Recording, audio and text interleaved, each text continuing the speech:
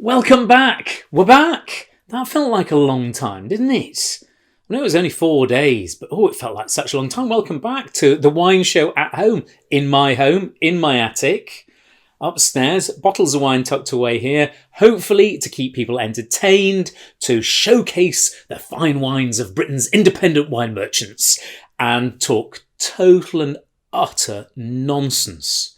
Which takes me back to last Friday. We had a little wine quiz, and I know you want to know the answers, so I better tell you very quickly what were the answers to last week's wine quiz. We started off, what is the French grape variety that is from the French word for blackbird? It's Merlot. Merle, French word for blackbird. That was the first question. What was our second question? I remember. This is a traditional hat worn by Chilean grape growers, but what is it called? It's called a chupalla. Chupalla, C-H-U-P-A-L-L-A, I think. Double L anyway, chupalla. I like that hat. Thank you very much indeed, Derek Mossman-Knapp from season 1 for getting me that. What was the third question? It was $1.09 for a bottle of wine is a lyric from the song The Bottle by whom? And I did say his father played for Glasgow Celtic. Gil Scott-Heron, more famously known for The Revolution Will Not Be Televised, which, of course, it probably will. His father was Gil Heron, and I think he was the first black footballer to play professionally in Scotland. He was known as the Black Arrow, played for Celtic. Mon hoops! Enough football nonsense. What is the what body part is better known as the Gibbs-Marangoni effect? It's legs. You know, when we swirl around a glass and you get the legs, those. It's actually called the Gibbs-Marangoni effect. And Kimmeridge. We know about Kimmeridge in soils. Where is Kimmeridge? It's in Dorset on the Purbeck Peninsula. It's a tiny village of about 90 people and much better known for being a soil type. Right, let's get on with wines and what we're doing. I have been giving away wines to people in the NHS. Thank you very much. Had a lovely tweet update yesterday from Dr. Danny, we featured in the show before. And he'd had a bit of a turning point day when I think it was somebody with something fever, familial Mediterranean fever or something, rather than being the virus. So he said, hopefully, crossing everything, we may be getting to a point, but it's clearly a tough time. We have given away some of the wine to some elderly citizens in our local area. And I know they've been drinking it because it was the bins today. And I went and checked, and the bottles are in the bins. So we know of a few elderly people in the local area have been enjoying bottles of these wines. Today, our wine merchant is Roland Wines. Roland Zimeister, is that how you pronounce it? It's Hungarian. And I've got to confess I'm terrible with Hungarian names. A young importer specialising in Central and Eastern European wines in London, ships nationwide.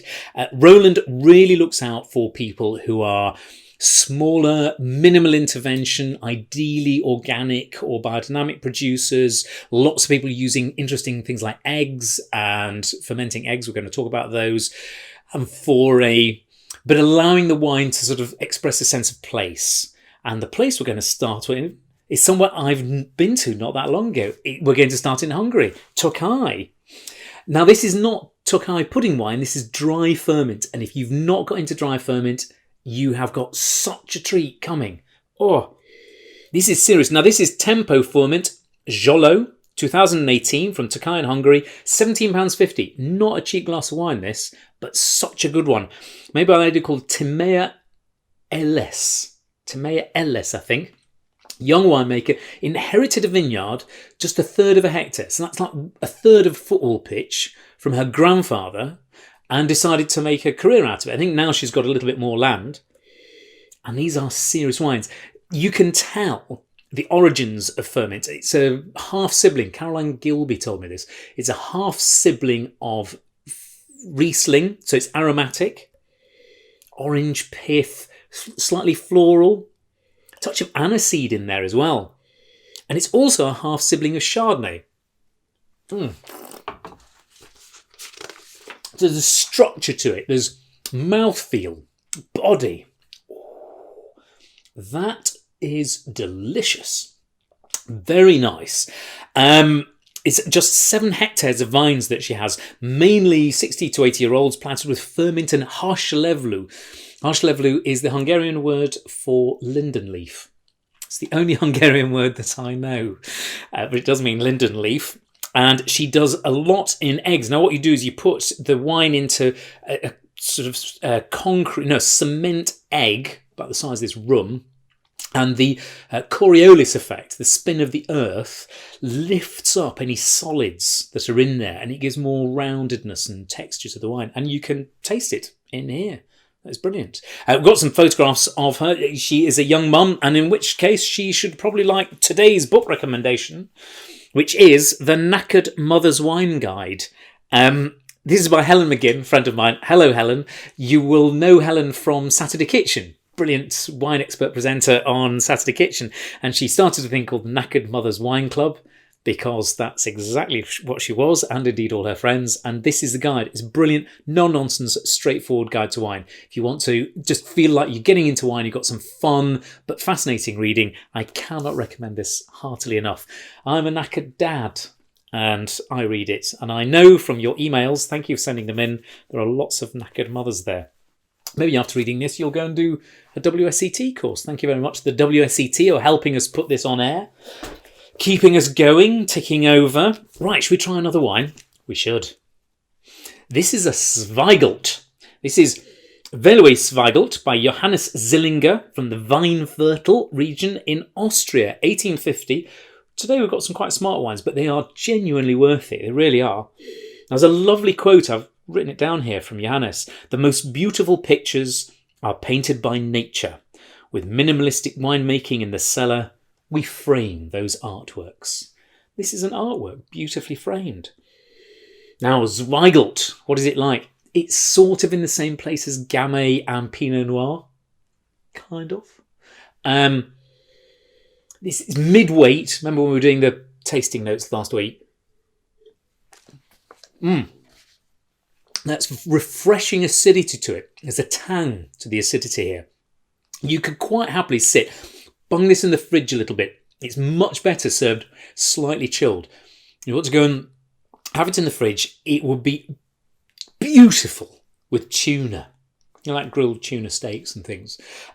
Absolutely gorgeous with that, because it's lightweight enough. The tannins are very soft. They're very light. They're sort of in the background. It's got a lovely bright cherry, Morello cherry sort of feel to it. This is seriously smart wine. Now, Zweigelt is a cross between Saint Laurent and Blaufränkische, I think. But it's the most widely planted red grape variety in Austria. Now, see if I can get this right. But there is something of a campaign to get it renamed. It's quite an interesting story. It was quite a dark story. But Fritz Zweigelt, who came up with the grape variety, who came up with the crossing, it was a Nazi. And, it had some pretty unsavoury opinions. So I think there's a view now that really he shouldn't be celebrated in a grape variety name. So I know that Rotburger is one name. The problem is that Rotburger, with a U, burger, is what people want to have as a name here. Rotberger, which is with an E, is a different grape variety altogether. There is a place, I think, in Vienna that calls it Blue Monday, which has its own sort of odd connotations, because that was by New Order and formerly Joy Division, and there are some questions about where they got their names from. Anyway, it is not the first time, because there was a doctor, what was his name? Dr. Wagner-Reber, and I think Schurreber, the grape variety, used to be called Dr. Wagner-Reber, but he was a Nazi politician, and they changed the name of it around because people felt it was unsavoury. Quite rightly so. The grape variety is blameless. It is delicious, and I recommend Zweigelt, whatever we call it, to you. I just thought it was quite an interesting detour. I know the team are talking about going and having Joe Fattorini bingo, and you tick things off. If you get a check shirt, you get one. And I think one of them is when Joe goes off on a weird detour. I was going to call my autobiography, But I Digress. Be a good name for it. Right, here we go. What's the next one? Refosk, white label, Klabjan, 2016. This is from Istria in Slovenia. It's £18.50, again from Roland Wines. Uros Klabjan. He's the winemaker. Now, this is just near Trieste, in this sort of Italian border, just on this sort of Slovenian side of Trieste. And Refosco, it's called Refosk here. There is no such grape variety as Refosco, much than you might have heard. They are, in Italian, I Refoschi. It's a family of grapes. And sometimes you don't know which one you've got until you taste it. So some are quite soft and supple. This, dark, brooding, genuinely chocolatey. It's got this sort of cocoa chocolatey character to it. Ripe, rich, really dark cherry, and an element of plum brandy about that. It's got a warming wine, but delicious in the winter. Much more of a foodie wine. Do not have that with tuna steaks. It'll absolutely kill them. You want to have that with some steaks and lamb. Oh, it'll be good with lamb. That is very nice. It's quite a bottle of wine there. This is from very close to the sea. Lots of organic farming. They don't need to go and irrigate because all the roots are really dug down. I like that. There's only one thing I know about Refosco, and it was what's his name? Casanova's favourite grape, and he really. There was some quote about how he'd been staying with somebody and he sort of said, oh, her Refosco was much better than somebody else's. But he really liked Refosco, so it's seductive. That's what we're going for there. He also said that marriage was the tomb of love. Shall we just leave that for a moment? Come back to that later on. Right, Mechteld van Doornik, with all these slightly Habsburgy wines. This is an appropriate name, Mechteld. Mechteld says, Joe, could you please explain the difference between Auslese and Spätlese and what exactly is noble rot and what's it used for? We have had a couple of German wines on, and in Germany you get this thing where you get lots of grades. So you get some more regular table wines, but you go into the Pradikat vines, and in the Pradikats are a series of classifications. So smarter German wine starts at Kabinett, it then goes to Spätlese, Auslese, Bier and Auslese, Trockenbier and Auslese, and then there's sort of ice wines at the top. Kabinett is the kind of wine you have in your house. Keep it in the cabinet. And this is picked at the normal time. I'm going to massively reduce this down. You need to go and do your WST course for much more depth. Spätlese wines are the next ones up. They are at least a week or so later harvest. They're not late harvested wines, but you leave the grapes on longer so that they have more sugar. It's legally defined exactly what levels. And they can be off dry. They're often fermented dry, but they'll tend to have more depth and richness. Auslese wines are harvested late. And those will have a lot more sugar in the grapes, and they may very well be sweet. It's quite hard to ferment them fully to dryness, although some people do. I think Sybil Kuntz, who's in Series 1, I think she does. They are not necessarily affected by noble rot, which is this slight rotting of grapes which concentrates them up. They can do a little bit. Bier and Auslese are nobly rotted wines. So there, the grapes have been allowed to shrivel with this very smart sort of rot that shrinks them up and it concentrates the juices. Interestingly, I know that this Szolo Tempo Furmint has some nobly rotted grapes in it, and it gives it this weight and slight waxiness on the palate. It's really delicious. So hopefully that answers your question.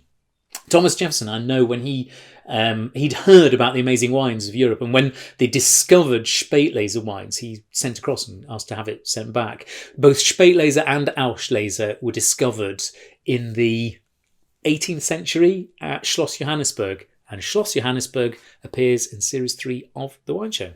So moderately well informed because we were there.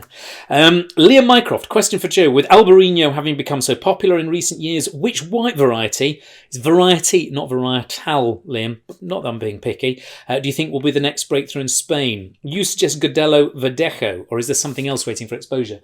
Godello, certainly. Some gorgeous Godellos. Look out for it. I think that's sort of on the cusp. Interestingly, in Portugal, Arinto, which was the Duke of Wellington's favourite great variety. Arinto is due something of a revival, I think, quite soon. Crikey, I've hammered through a couple of other bits and pieces. Paul Couture, have you tried a falangina with spicy food? Paul, I haven't, but I'm going to. Thank you very much for that tip. You're telling me sort of bits and pieces here. Amy Lewis, hi, this is Amy, originally from Ely in Cambridgeshire, now in Wesley in Livermore. Have I been to Livermore? I've never been to Livermore. No. I know where it is, but I've never been, so I shall have to come. Adam Manning came for the English wines, stayed for the architecture in Helsinki reference. Thank you very much indeed. That is very good. There's one final question. I don't think we did this the other day. David Bennett, hi Joe, New Oakers confused with Lees. No, we did do that, didn't we? But just in case you didn't, if you are not sure, this is what I do. I've got one of these Nedervan oak kits. I think we possibly covered this before. Anyway, if we've not, I like to make sure we answer some of these questions. We'll get back to more questions sooner or later. I'm going to leave you, because it's so popular last time, with another little quiz. I wrote some quiz questions down. So let's see if you can get these before we come back on Friday. Which wine was left out of Dr. Johnson's dictionary, along with the word blonde, on the basis that he hated the French? Chances are it's a French wine. Wine comes in at the mouth, love comes in at the eye. That's all we shall know for truth before we grow old and die. I lift the wine to my lips, I look at you and I sigh. It's not quite right, actually, but that is by who? DJ Khaled caused a spike in the prices of a particular producer's Burgundy, when he said he really enjoyed it on Instagram. He also went and made rum in his Weight Watchers programme for a glass of it. Who was the producer? Fine wine question there. Which wine did US forces find stockpiled in Saddam Hussein's palaces when they went into Baghdad during the invasion of Iraq? And which country is the world's largest per capita and per hectare producer of wine? See how many of those you get. Just for fun. No prizes. Not yet. Thank you to Roland Wines for producing these. All the details down below. Remember to send us your questions, to like, share, subscribe, turn your notifications on, because we'll have little bits and pieces come up. We're going to be dribbling out some of the trails for the new series. Follow us on Instagram and Twitter. Send me lots of questions in. All our back episodes are all here. Go back to all the other ones. Anything you've missed, dig around. It's just me being daft, if I'm honest. Series 1 and 2, watch them whilst you're in lockdown on Hulu and Amazon Prime.